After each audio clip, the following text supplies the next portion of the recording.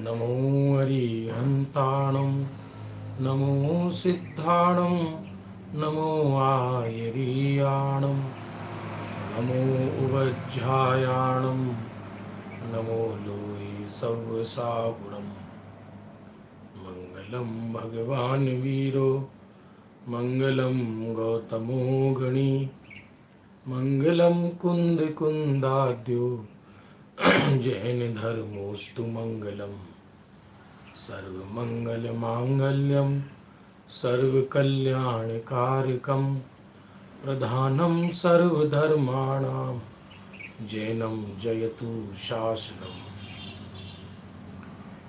आत्मा ज्ञानं स्वयं ज्ञानं ज्ञानातन्यत् करोति किं परभावस्य कर्तात्मा मोहोऽयं व्यवहारिणाम्।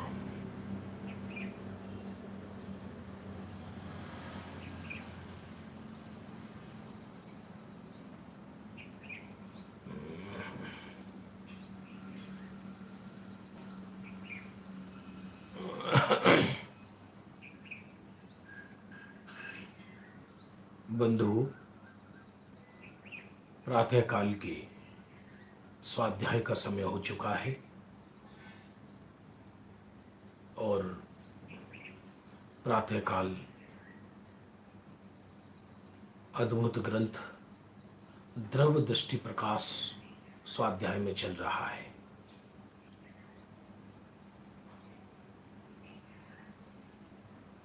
जिसमें पूज्य निहाल भाई सौगानी जी के अद्भुत बोलों की चर्चा चल रही है, जो कि एक एक बोल दृष्टि के विषय को इंगित करता है,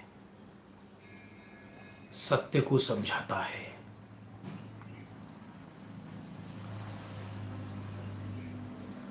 दृष्टि की चर्चा नहीं बल्कि दृष्टि के विषय की चर्चा है। दृष्टि का विषय सत्य समझ में आने पर ही दृष्टि समझ में आती है। यदि दृष्टि विपरीत है तो सब कुछ विपरीत है, दृष्टि का विषय भी विपरीत है। कल हम यहां तक पहुंच गए थे, 59 नंबर बोल तक कल पहुंच गए थे, जिसके अंदर ये कहा, अनंत तीर्थंकर हो गए, अपने तो गुरुदेव श्री ही सबसे अधिक है, क्योंकि जिससे प्रत्यक्ष लाभ हो वही अपना उपकारी होता है और परम उपकारी होता है। दुनिया में बड़े बड़े अंबानी बसे पड़े हैं, बड़े बड़े बिल गेट बसे पड़े हैं, लेकिन संकट के समय जो काम आए उसी का तो उपकार व्यक्त किया जाएगा ना, उसी को तो अपने लिए उपकारी माना जाएगा। इसलिए, और ये परोक्ष रूप से तीर्थंकरों का ही उपकार है, क्योंकि हमको साक्षात तीर्थंकरों ने तो बताया नहीं, तीर्थंकरों के मार्ग पर चलने वाले गुरुदेव श्री ने हमको बताया है। इसलिए गुरुदेव श्री का प्रत्यक्ष उपकार हो गया। प्रत्यक्ष उपकारी का बहुत महत्व होता है। इसलिए गुरुदेव श्री अपने लिए तो तीर्थंकर से भी अधिक हैं, अपना हित तो इनसे हुआ है, कृत्रिम रूप से नहीं।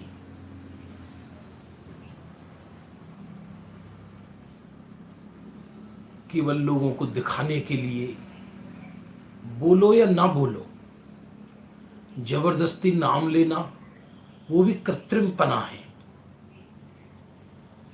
और सहज गुरुदेव श्री का उपकार सहज हृदय में आता है तो सहज मुख से उद्गार निकले वो अलग बात है, और सहज ना निकले तो भी उपकार है। बेटा क्या 24 घंटे माँ का नाम लेता है क्या? लेकिन माँ अंदर रहती है। ज्यादा बचना लाभ, वचनों में प्रस्तुतिकरण, इस सत्य की ओर इंगित नहीं करता। जिसके हृदय में जो है वो ही है। वचनों से आप बोलो या ना बोलो। अब देखिए 60 नंबर का बोल प्रारंभ होता है आज 60 नंबर का। द्रव्यलिंगी होकर 11 अंग तक पढ़ लेते हैं, परंतु त्रिकाली चैतन्य दल में अपनापन स्थापित नहीं करते। यही भूल है, दूसरी कोई भूल नहीं है। अभी द्रव्यलिंगी का उदाहरण देकर क्या कहना चाहते हैं कि द्रव्यलिंगी टोडरमल जी ने मोक्ष मार्ग प्रकाशक में लिखा, पुरुषार्थ से मोक्ष प्राप्ति के प्रसंग में, कि द्रव्यलिंगी धर्म के अर्थ गृहस्थपना छोड़कर वनवासी होता है। और ऐसा नहीं है कि द्रव्यलिंगी का स्थूल अभिप्राय खोटा हो। यदि स्थूल अभिप्राय खोटा हो तो द्रव्यलिंगी भी ना कहलाए। कोई जनरंजन या मनोरंजन के लिए वो साधु नहीं हुए। कोई कर्जा हो गया इसलिए साधु हो गए, ऐसा नहीं है। विशुद्ध आत्म कल्याण के लिए ही साधु होते हैं। अत्यंत वैराग्य भाव प्रस्फुटित होता है। वीतरागी संत होते हैं। स्थूल 6 द्रव्य 7 तत्व की भी भूल वाणी में नहीं होती। ध्यान देना, यदि वाणी में भी भूल हो जाए तो द्रव्यलिंगी ना कहलाए। जिनाग मुक्ति ही बोलते हैं, जिनेंद्र के मत को ही सत्य मानते हैं। और कसाय इतनी अत्यंत मंद है कि कोई उनकी खाल को उधेड़कर उसमें मिर्च भर दे तो उसके प्रति आंख की कोर लाल नहीं होती। इतने परिचय विजेता हैं, तब तो नवी ग्रेवियक जाते हैं। नवी ग्रेवियक जाने वाला शुक्ल लेश्या वाला होता है। और शुक्ल लेश्या का परिणाम आप समझते हैं। शुक्ल लेश्या वाला वो व्यक्ति है कि जो सर पे कोई गोबर का टोकरा रख दे और मुंह से प्रतिकार ना करे। मेरू की तरह चित्त होता है शुक्ल लेश्या वाले का। पर ध्यान देना, शुक्ल लेश्या अलग चीज है और शुक्ल ध्यान अलग चीज है। अनंत मिथ्या दृष्टि को भी शुक्ल लेश्या हो सकती है और सम्यक दृष्टि को कृष्ण लेश्या हो सकती है। लेश्या माने कसाय से अनुरंजित जीव के परिणाम बाहर में। एक नरक में, सप्तम नरक का नार की कृष्ण लेश्या भयंकर और सम्यक दर्शन है साथ में और अनंतानुबंधी नहीं है। और एक द्रव्यलिंगी अनंतानुबंधी कसाय युक्त है और शुक्ल लेश्या का धनी है। लेश्याओं से धर्म नहीं होता। लेश्याओं से मालूम पड़ता है जीव किस गति में जाएगा। तो फिर क्या भूल ले जाती है द्रव्यलिंगी की, कि जो भूल वो रह जाती है कि वाणी भी सही है, स्थूल 6 उपसम ज्ञान भी सही है, स्थूल अभिप्राय भी सही है, लेकिन पर्याय में अहमपना नहीं गया, द्रव्य में एकत्व नहीं गया। द्रव्य में एकत्व नहीं आया, पर्याय में से एकत्व नहीं गया। टोडरमल जी ने इसको ये कहा, जड़ाश्रित क्रियाओं में, देहाश्रित क्रियाओं में एकत्व रहता है 9वें अधिकार में, और विपरीत पुरुषार्थ का फल मोक्ष चाहे, ये कैसे संभव है? ऐसा समझ लीजिए आप, ध्यान पूर्वक उदाहरण समझें इसका।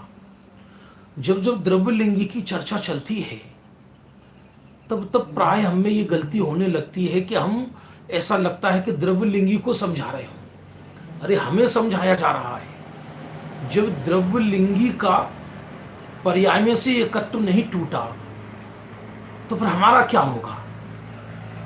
इसलिए कोई द्रव्यलिंगी सामने नहीं है, ये तो समझाया है कि श्रद्धा बाहर में कितनी भी क्रियाकलाप उत्कृष्ट हो जाए, सुख लेशा का परिणाम हो जाए, अद्भुत ऐसे स्वभाव के नवे ग्रेवियक चला जाए जी, तो भी उस पर्याय में से अहम नहीं टूटा, पज्जे मूल पना नहीं गया, देह में से एकत्व नहीं गया।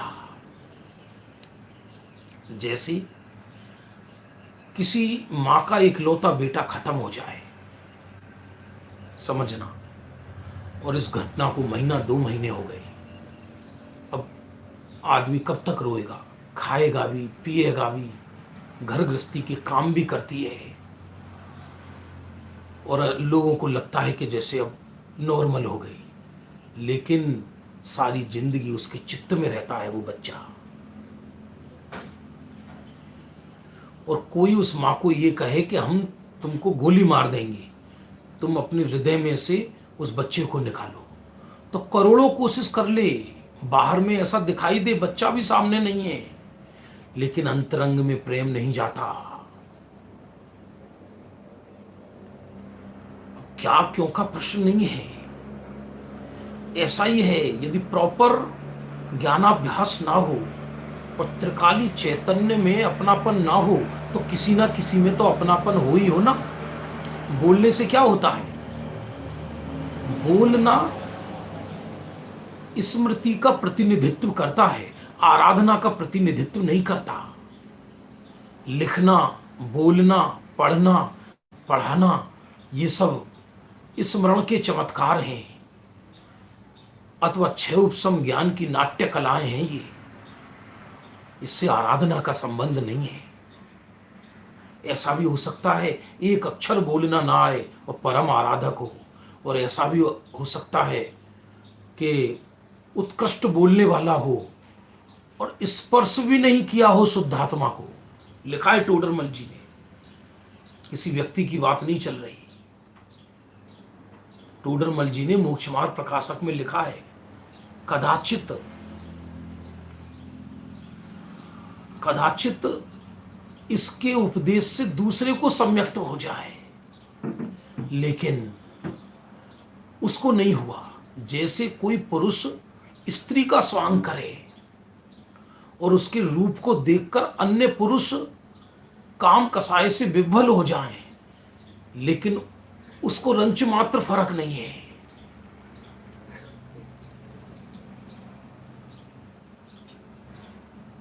रंच मात्र फर्क नहीं है।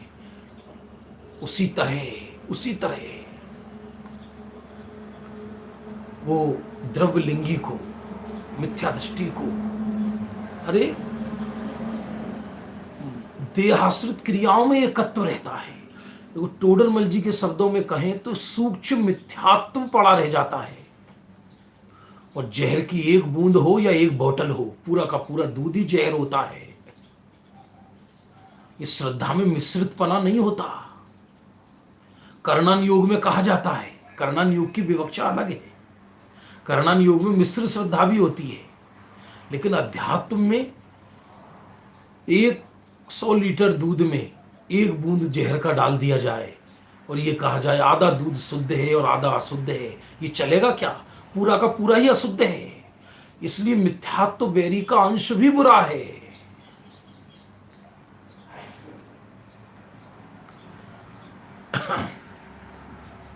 ग्यारह अंग तक पढ़ लेता है, और सुनना बंधु, 11 अंग पढ़ने से कोई नहीं पढ़ा आज तक। इतिहास इस बात का गवाह है। 11 अंग में एक भी व्यक्ति वर्ल्ड के अंदर, भगवान महावीर आदिनाथ से लेके आज तक, जिनको 11 अंग नौ, ये 11 अंग नौ पूर्व रिद्धि विशेष है। कोई पुस्तकें पढ़कर आज तक 11 अंग का ज्ञाता नहीं हुआ, रटकर कोई 11 अंग का ज्ञाता नहीं हुआ। परिणाम विशुद्ध होते हैं और विशुद्धि के बल से 11 अंग 9 पूर्व तक का ज्ञान हो जाता है, पर मिथ्यात्व हिला तक नहीं है। चरणन योग की भाषा में, कर्णन योग की भाषा में कहा जाता है कि मिथ्यात्व गलने लगा है। गलना तो तब कहलाए ना कि जब सम्यक्त हो जाए। किसी पेन किलर से थोड़ी देर दर्द को रोक दिया जाए, किसी पेन किलर से थोड़ी देर दर्द को रोक दिया जाए, लेकिन कैंसर तो अंदर पूरा का पूरा चल रहा है।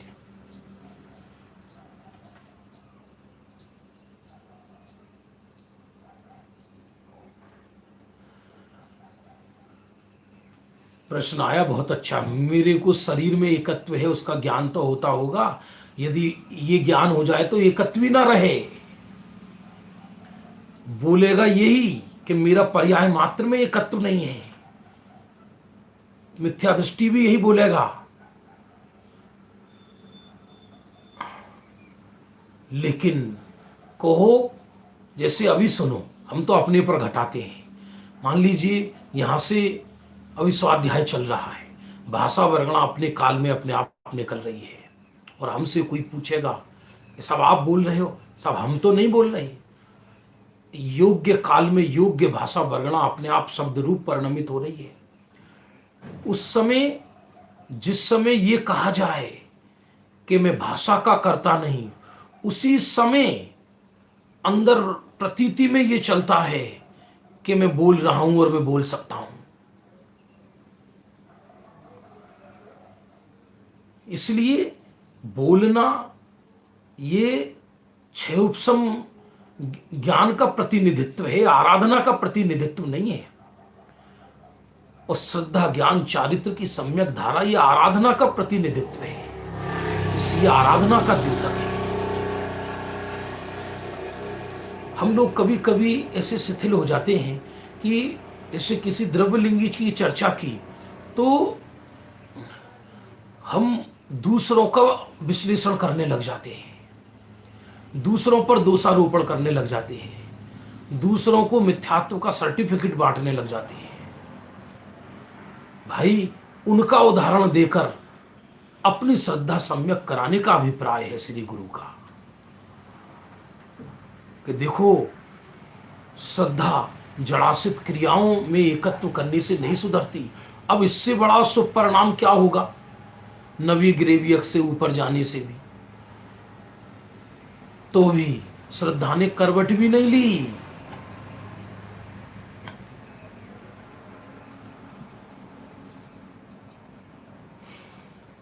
हाँ, मुनिराज की चर्चा चल रही है। द्रव्यलिंगी होकर 11 अंग तक पढ़ लेते हैं, परंतु त्रिकाली चैतन्य दल में अपनापन स्थापित नहीं करते। यही भूल है, दूसरी कोई भूल नहीं। क्रिया में सावधान है।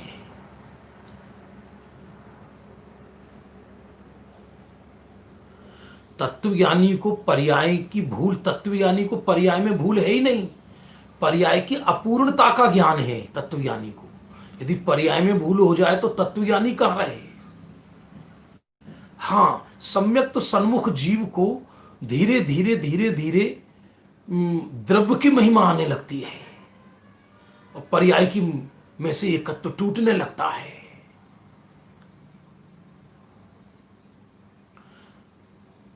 बात समझना। द्रव्यलिंगी की चर्चा चल रही थी। द्रव्यलिंगी माने मिथ्या दृष्टियों की, जड़ाश्रित क्रियाओं में एकत्व करने वालों की, शुभाशुभ भाव में एकत्व करने वाले की, पर्याय मात्र में मूढ़ता की चर्चा।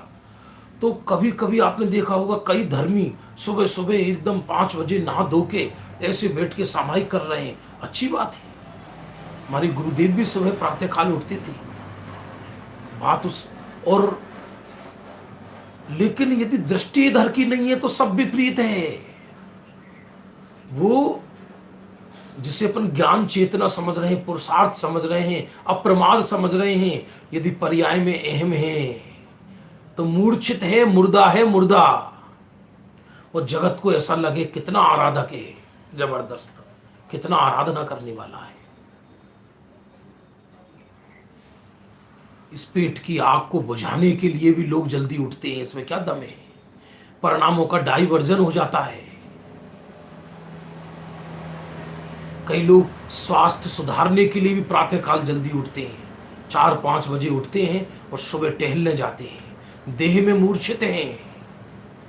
देह में सत्य तो यह है, जगत जिन्हें शिष्ट कहता है, जिनवाणी उन्हें भ्रष्ट कहती है। जगत जिन्हें सावधान कहता है, जिनवाणी उनको प्रमादी कहती है। जो जागता व्यवहार में वह सो रहा परमार्थ में, जो जागता परमार्थ में वह सो रहा व्यवहार में। जो परमार्थ में जागता है वो जगत में सोता नजर आता है, जो जगत में जागता नजर आता है वो परमार्थ में सोया हुआ है। कैसे मालूम पड़े? क्रिया कांड में दक्ष हो, प्रदक्ष हो, जबरदस्त उत्साह उल्लास हो। सन्निपात का रोग है, सन्निपात का रोग, क्योंकि दृष्टि इधर की नहीं हुई। यदि दृष्टि स्वरूप की नहीं हुई तो धार्मिक क्रिया भी विपरीत है उसकी, क्रिया धर्म की, परिणाम अधर्म का। क्योंकि धर्म तो तब हो कि जब वीतराग भाव पैदा हो। अंतर है।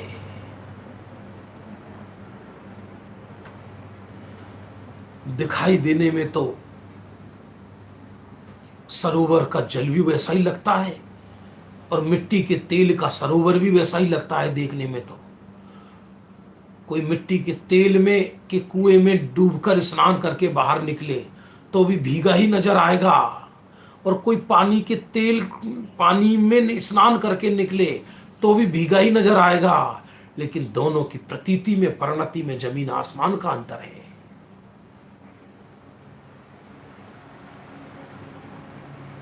ये द्रव्य दृष्टि प्रकाश ग्रंथ चल रहा है। यथार्थ दृष्टि और यथार्थ दृश्य, इसकी चर्चा है। दृष्टि किसको विषय बनाती है? उस शुद्धात्म त्रिकाली चैतन्य परमात्मा की चर्चा है। इसका तो जितना वर्णन करो उतना कम है, कहां भूल रह जाती है।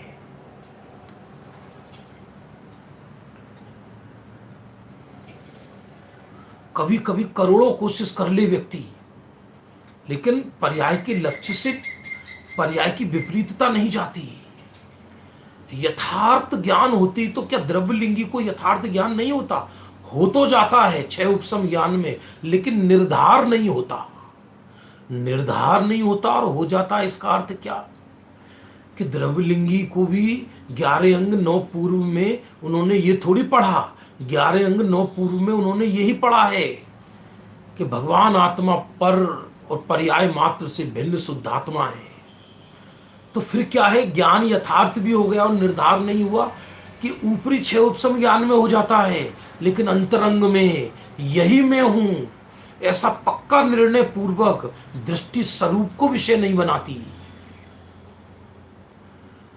जैसे कोई शराब पीने का व्यसनी हो और किडनी फेल होने वाली हो और डॉक्टर कहते हैं अब तुमने 1 बूंद भी पी तो तुम्हारे प्राण निकल जाएंगे, लेकिन व्यसन इतना पड़ गया है तो उसे ज्ञान तो है 6 उपसम ज्ञान में कि शराब जहर है, लेकिन ये ऊपरी 6 उपसम ज्ञान में है, फिर भी शराब पीता है, तो उसे सच्चा ज्ञान नहीं है ये कहा जाएगा। इसलिए भाषा तो आगम की ही है पर अभिप्राय अपना है। जबकि होना क्या चाहिए? भाषा भली कैसी भी हो, लेकिन अभिप्राय जिनेंद्र का होना चाहिए। जैसा जिनेंद्र का अभिप्राय है वैसा अपना अभिप्राय हो तो दृष्टि निर्मल होती है।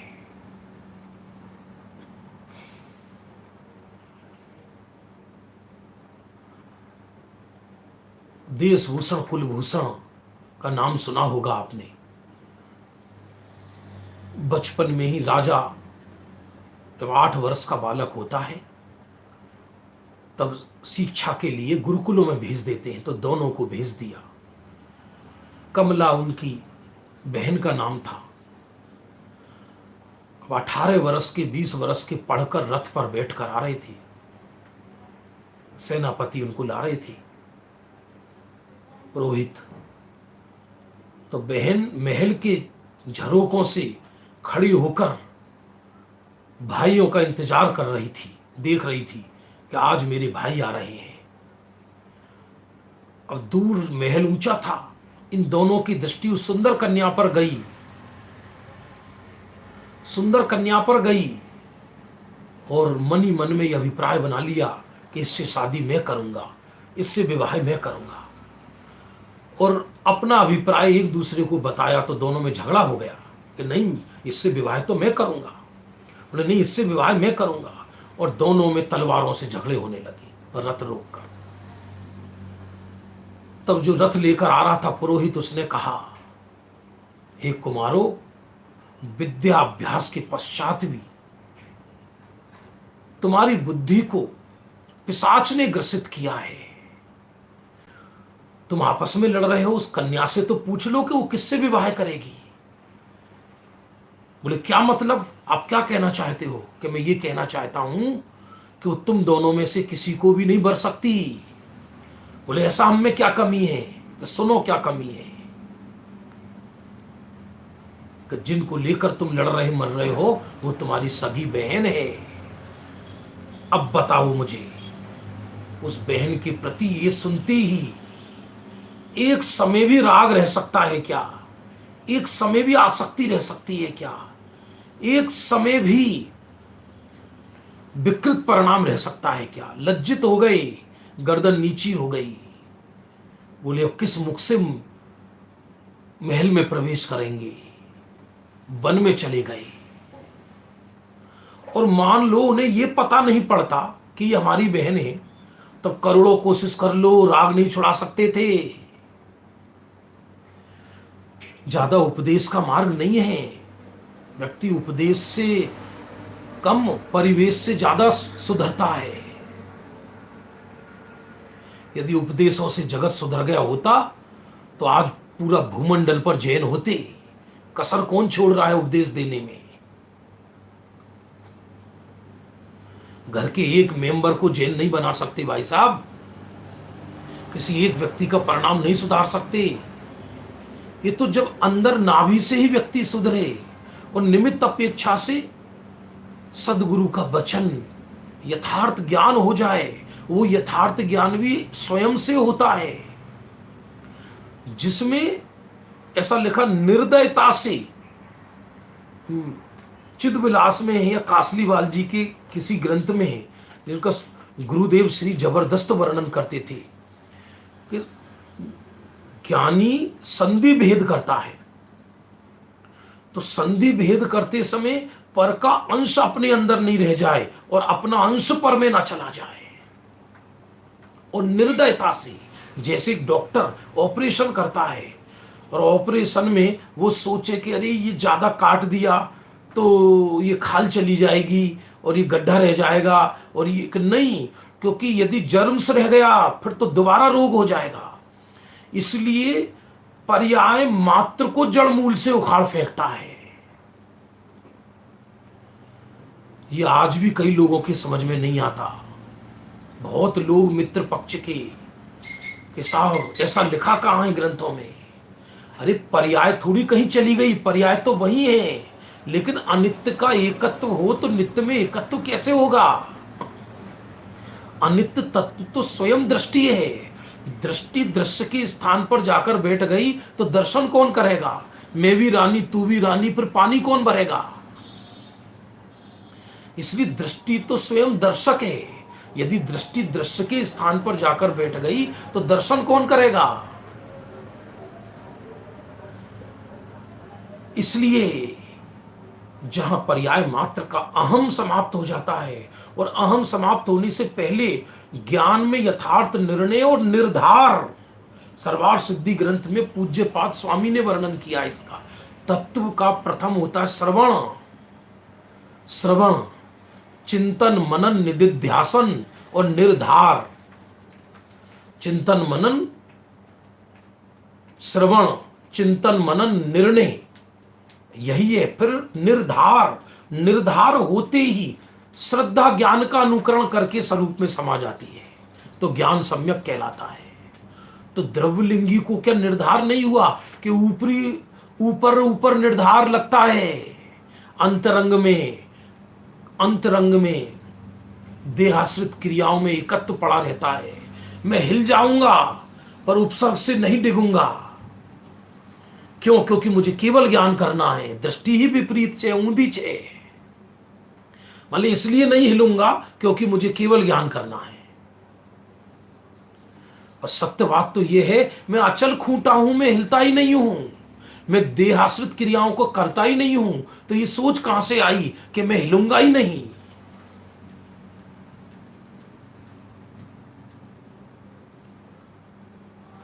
यथार्थ ज्ञान का श्रद्धान का अर्थ है कि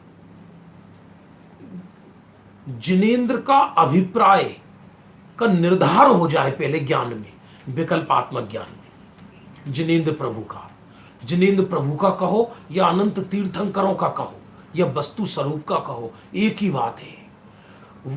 जिसको युगल जी बाबू जी कहते थे, पहले ज्ञान साफ करो, ज्ञान साफ किया तो श्रद्धा साफ होगी। तो बस जिसमें ये मैं हूं निर्धार हो जाए, और फिर उसकी अनंत महिमा, अकेले निर्धार से भी कुछ नहीं होता, निर्धार और अनंत महिमा, और निर्धार भी सच्चा उसी को माना है जिसकी महिमा आ जाए। मुझे मालूम पड़े मैं चक्रवर्ती हूं और फिर भी मैं भीख मांगूं, तो मैं चक्रवर्ती हूं ये निर्णय करना, ये निर्णय सही कहलाएगा? सही कहलाया क्या? मैं चक्रवर्ती हूं, मेरे तो रत्नों के महल हैं और मेरे घर में रत्न भरे पड़े हैं, तो भी भीख मांगूं तो मेरे घर में रत्न भरे पड़े हैं, ये निर्णय फिर सत्य कहलाया या असत्य कहलाया? जब भीख मांगना छूट जाए तो वो सत्य कहलाया।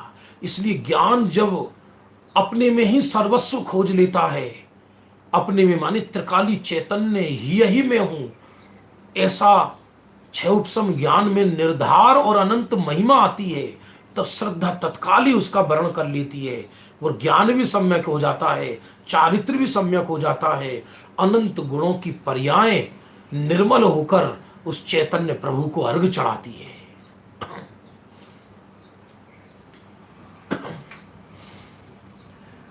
अंतरंगी अंतरंग में है सब कुछ ही। कोई कह सकता है कि ये सब भाषा ऐसी लिखी कहां है? मत करो इस भाषा का प्रयोग, कोई फर्क नहीं पड़ रहा। त्रियंच कहां करते हैं इस भाषा का प्रयोग? इतना समझ लो, बस मैं त्रिकाल चैतन्य हूं, बस त्रिकाल चैतन्य में हूं, और मुझ में ही मेरा सुख है, मैं जगत का महिमावन तत्व हूं। ऐसा पर्याय स्वीकार करते ही, ज्ञान जैसे स्वीकार करता है तो पर्याय उसमें अहम कर लेती है।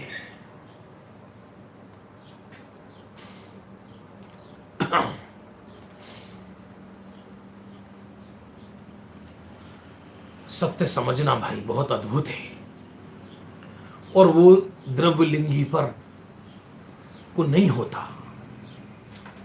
इसलिए वो समझ लीजिए 90 ग्रेवियर तक हो जाते हैं, तो आपको होगी बस ग्रेवियर का अब मोक्ष रही कितनी दूर है, ऊपर पकड़ ले पकड़ के, अरे बहुत दूर है अभी मोक्ष। मोक्ष मेरे से कितनी दूर है? जितना मैं स्वरूप से दूर हूं इतनी दूर है, क्षेत्र से दूरी का संबंध नहीं है। फिर ऊपर से जाकर फिर नीचे आ जाते हैं, कोई लॉन्ग कट अधोगति जाता है, कोई सीधा अधोगति जाता है। जैसे चरखा होता है ना, चरखा बच्चों के घूमने का, तो ऊपर चढ़ता है, हम कितने ऊंचे हो गए कि अब नीचे आने वाले हो। कोई ऊंचा ऊंचा नहीं हुआ। ऊंचा व्यक्ति रत्नत्रय से होता है, रत्नत्रय नहीं है तो कोई ऊंचा नहीं है, सब एक ही हैं। हम लोग आपस में लड़े मरे जा रहे हैं, वो ज्यादा तत्वाभ्यासी है, वो कम अभ्यासी है, वो फलाना है, वो डिकाना है, उसका सूक्ष्म ज्ञान है, उसका स्थूल ज्ञान है, उसने जीवन व्यतीत कर दिया, वो रंगमा में चला गया, वो फलाने में चला गया। एक दूसरे पे दया दिखा रहे हैं। लेकिन एक नदी बह रही थी पानी की, तो एक नदी की धार का एनालिसिस कर रहा था, जबरदस्त। पानी है, गंगा जल है, ठंडा है, ये है वो है, इसमें कीड़े नहीं पड़ते। एक एनालिसिस नहीं कर रहा, सो रहा है, एक धूल में बैठा है, एक खेल रहा है। लेकिन सभी के सभी एक से है ना, यदि पानी नहीं पिया तो सभी के सभी एक से है। इसी स्वरूप की श्रद्धा नहीं हुई तो चाहे व्यवहाराभासी सही, चाहे निश्चयाभासी सही, चाहे उभयाभासी सही, उन तीनों में कोई श्रेष्ठ है क्या? जब स्वरूप की आराधना नहीं है तो तीनों एक से ही हैं। भले ही चरणान योग में ऐसा लगे कि व्यवहाराभासी तो ऊपर जा रहा है, ऊपर नहीं जा रहा, अभी नीचे आने वाला है।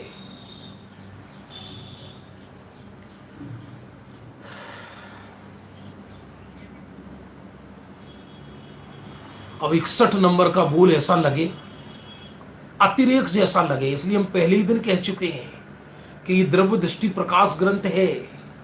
जिसको द्रव्य स्वरूप की महिमा होगी वो ही इस चीज से जुड़ सकता है, उसी को ये बोलों में आनंद आएगा। हर कोई अर्जुन नहीं बन जाता। निशाना लगाओ कि कौन कौन नजर आ रहा है, कि गुरुदेव आप नजर आ रहे हो, कि छोड़ो तीर धनुष, तुम जाओ, तुम्हारी बस की नहीं है। जहां निशाने लगाने वाले को खुद भी भूल जाए कि मैं कौन हूं, और तीर और धनुष भी भूल जाए, केवल लक्ष्य ख्याल रहे, लक्ष्य। यहां तक कि ये पूछा जाए कि तुम्हें लक्ष्य दिखाई दे रहा है ना, नहीं, वो स्वर भी बंद हो जाए, क्योंकि यदि बोलने में उपयोग चला जाए तो लक्ष्य से दृष्टि हट जाए। तो जहां पर्याय को केवल गायक नजर आए, पर्याय से ये पूछा जाए कि तुम्हें गायक नजर आ रहा है, कि ये बोलने की फुर्सत हमें नहीं है।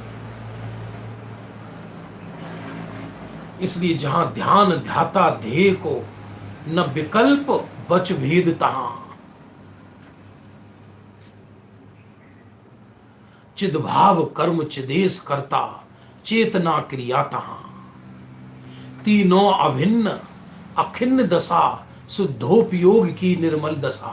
6 डाला में, अरे 6 डाला छोटी गीता है, केवल ज्ञान हो जाए,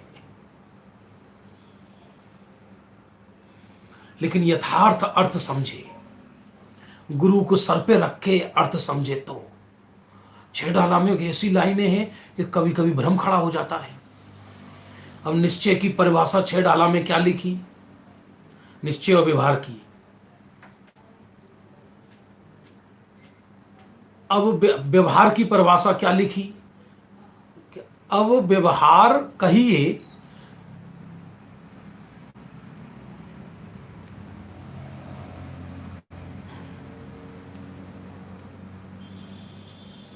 जो निश्चय का हेतु है, मैं ऐसे व्यवहार का वर्णन करता हूं, लो हाथ दो गए। और गुरुदेव ये कहते हैं कि व्यवहार निश्चय का हेतु नहीं है, और 6 डाला में ये लिखा है, जो निश्चय का हेतु है, निश्चय का कारण है, ऐसे व्यवहार का वर्णन करता हूं।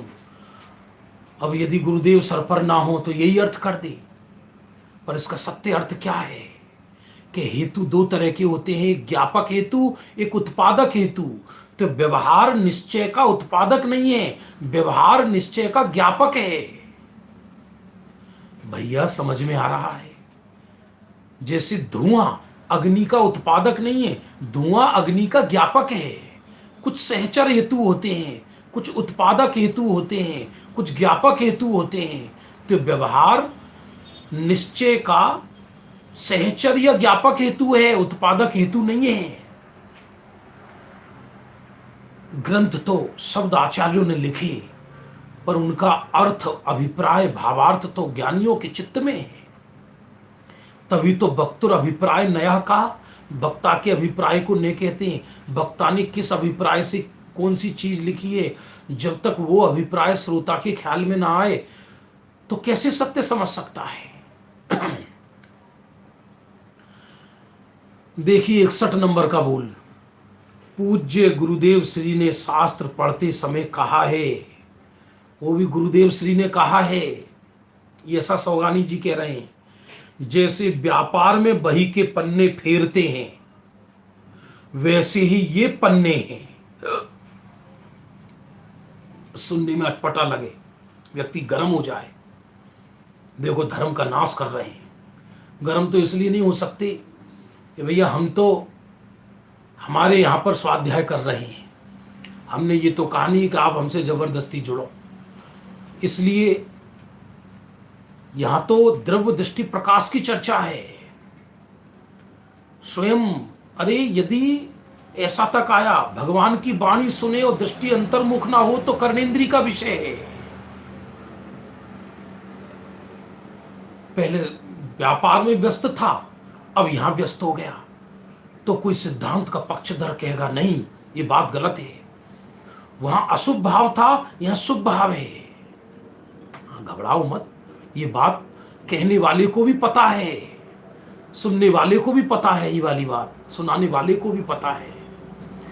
पर शुभ और अशुभ भाव का अर्थ पता है आपको?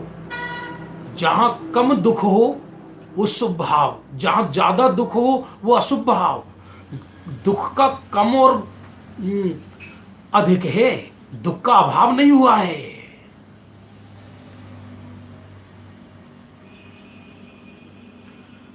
देखो कितना अच्छा लिखकर भेजा सोगानी जी साहब ने, रमेश जी ने। जो परमार्थ को प्रेरे वही व्यवहार सम्यक है।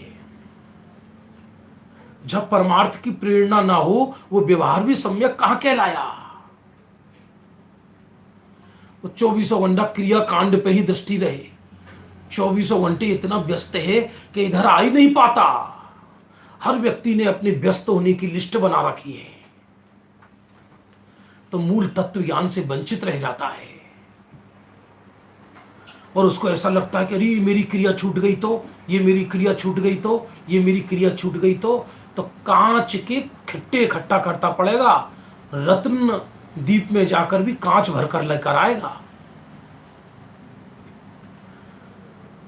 60वां नंबर बोल तो अद्भुत था, ऐसे ही 61 नंबर का बोल भी परम अद्भुत है।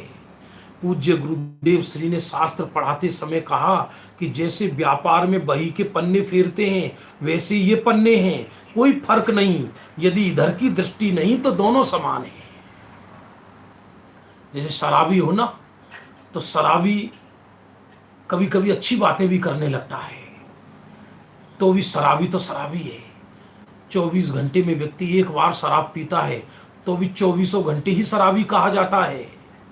जिसकी दृष्टि औंधी है, उसकी सृष्टि औंधी है, उसकी धार्मिक क्रिया भी अधर्म क्रिया है। चरणान योग से बोला जाता है धर्म क्रिया है, वो ख्याल है वो वाली बात। लेकिन ये ग्रंथ चल रहा है दृष्टि, द्रव्य दृष्टि प्रकाश, इसलिए आपको ये प्रश्न ही नहीं उठने चाहिए। इसमें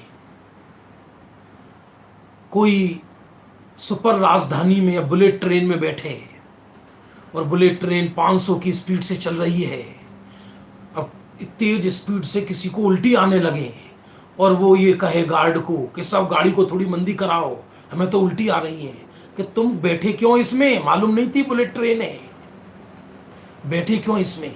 और विषय चल रहा हो दृष्टि का, अंदर स्वरूप में जाने का, जहां परिणाम मात्र की लिहाज नहीं रखी, और वहां ये तर्क उठाकर लाए व्यक्ति, इस तरह के ये तर्क उठाकर लाए कि नहीं साहब बहियों के पन्ना फेरना अशुभ भाव है और ग्रंथों के पेज पलटना शुभ भाव है, तो कहते तुम्हारे बस की नहीं है। तुम्हें मालूम नहीं था कि द्रव्य दृष्टि प्रकाश चल रहा है, ये अंदर जाने की बात चल रही है, दृष्टि सुधारने की बात चल रही है। इसलिए ज्ञानी, ध्यान देना फिर से, ज्ञानी शास्त्र पढ़ने के लिए शास्त्र नहीं पढ़ता। ये और सुनो, वो सोचे अब मुझे दिन में 2 घंटे स्वाध्याय करना, रीढ़ की हड्डी सीधी करके, मिथ्या दृष्टि है, मिथ्या दृष्टि। क्योंकि किसी क्रिया विशेष में एकत्व किए बैठा है, उसी की सावधानी है। सत्य तो यह है कि ज्ञानी जब स्वरूप से बाहर आ जाते हैं तो स्वरूप की पुष्टि हो, उसी प्रसंग में अधिक रहते हैं जहां स्वरूप की पुष्टि हो, और उसमें सहज ज्ञानाभ्यास होता है। वहां खींचकर शास्त्र स्वाध्याय नहीं करते। आज 20 पेज पूरा करूंगा, आज 50 पेज पूरा करूंगा, आज एक ग्रंथ पूरा कर डाला, चलो एक ग्रंथ का और स्वाध्याय हो गया। शास्त्र मूल है, शास्त्र मूल।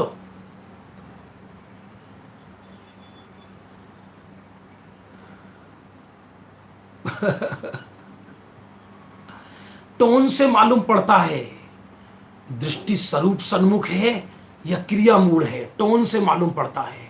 वचनों से तो कोई गलती नहीं करता।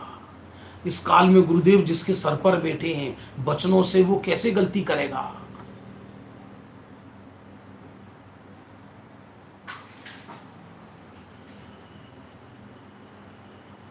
इसलिए दृष्टि की खुमारी है ये।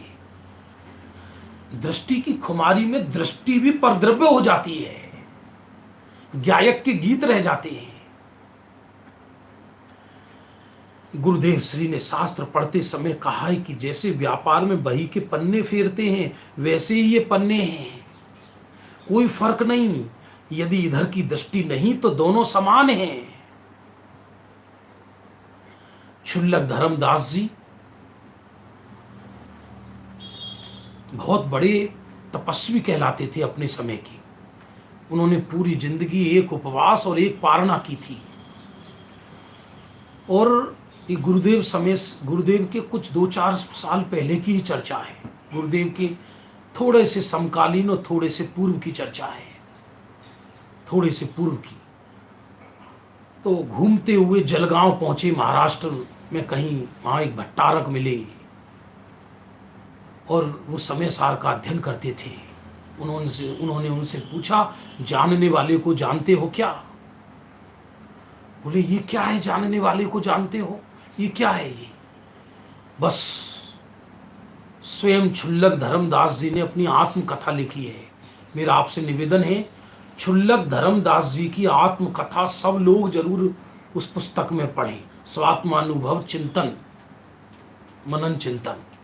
उसमें स्वयं उन्होंने अपनी पूर्व की दशा लिखी। ऐसा लिखा, तत्व ज्ञान के अभाव में पहले हम समाज को राग द्वेष का उपदेश दिया करते थे। ऐसा लिखा। लोगों को क्रियाकांड में जोड़कर व्यस्त किया करते थे। प्रश्न है, कौन स्वरूप सन्मुख है, ये कैसे पता चलता है? पता चलाने की जरूरत ही क्या है? हमें तो हमारा मालूम करना है ना कि हमारी ऊर्ध्वता किधर है। दूसरों को हम जान के करेंगे क्या? बात चल रही थी क्षुल्लक धर्मदास जी की, तो उन्होंने लिखा, जब से हमारे को ये पता पड़ा कि मैं जानने वाला हूं, तब से माथे में जैसे कीड़े पड़ गए हों। उसको पाए बिना चैन नहीं। बस यदि सच्चे सुख की लालसा हो तो जीव अंदर जाए बिना नहीं रहे। हमें सच में देखा जाए, सच्चे सुख की लालसा नहीं, हम दुख को ही सुख का भ्रम, दुख को ही सुख मानकर दुख का ही सेवन कर रहे हैं। और एक दिन वो सिद्ध पूजन क्रिया, तो सिद्ध पूजन की थी, भगवान के आगे पढ़ रहे थे, प्रसिद्ध विशुद्ध सुसिद्ध समूह में, वो सिद्धों का समूह है। प्रसिद्ध माने प्रसिद्ध है या मुझ पे प्रसन्न हो। बस सिद्धों जैसा मैं हूं, ऐसा जानकर वो उपयोग प्रसन्नता पूर्वक अंदर समा गया। प्रसन्नता पूर्वक माने, अरे मैं अनंत आनंद का कंद हूं, प्रभु हूं। बाकी पूजनता अधूरी रह गई, अधूरी नहीं, पूरी हो गई। और उनको आत्मज्ञान हो गया। सिद्ध पूजन ऐसा कहा जाता है। इसलिए दृष्टि यदि सही है तो सब क्रियाएं उसके परमार्थ की प्रेरक कहलाएंगी। और यदि दृष्टि सही नहीं है, यदि दृष्टि सही नहीं है तो क्रिया भले ही सम्यक हो तो भी वो धर्म की क्रिया नहीं है। और यदि दृष्टि सही है तो कदाचित क्रिया कमजोर भी है, और कदाचित क्रिया में कभी कभी विपरीतता भी नजर आ सकती है। कभी कभी जैसे जो शीलवान पुरुष है, गलती से किसी पराई स्त्री के कंधे पर हाथ रखकर गलती से अपनी पत्नी मानकर उसका नाम ले, तो भी उसे शील का दोष नहीं लगता, कुशील का दोष नहीं लगता। और एक कुशीलवान शील की भाषा भी बोले तो भी उसके रोम रोम में कुशील है। उसी तरह जिसकी दृष्टि सम्यक हो गई, उसके सारे परिणाम, उसकी क्रिया, उसका ज्ञान, उसका आचरण सब निश्चय का प्रेरक कहलाएगा। और जिसकी दृष्टि विपरीत है, उसकी धर्म क्रिया भी अधर्म जैसी है। पूज्य गुरुदेव श्री ने शास्त्र पढ़ते समय कहा है कि जैसे व्यापार में बही के पन्ने फेरते हैं, वैसे ही ये पन्ने हैं, कोई फर्क नहीं। यदि इधर की दृष्टि नहीं तो दोनों समान हैं। अब देखो, कल 62 नंबर का बोल आएगा, अद्भुत बोल है। तीर्थंकर की वाणी के विषय में समाधान किया है। अभी अपना समय हो गया। रात्रि काल में आगम प्रधान चर्चा चल रही है, चारों अनुयोग की चर्चा संग्रह ग्रंथ में। आपका भाव हो तो उसमें भी जुड़ सकते हैं, नहीं भाव हो तो आप तो द्रव्य में जुड़ो, अपने में। हमसे जुड़ने की जरूरत नहीं है, अपने आप से जुड़ो तो आनंद आएगा। जा वाणी के ज्ञान ते सूझे लो कालो, सो वाणी मस्तक नमो सदा देत तिहुँ दो।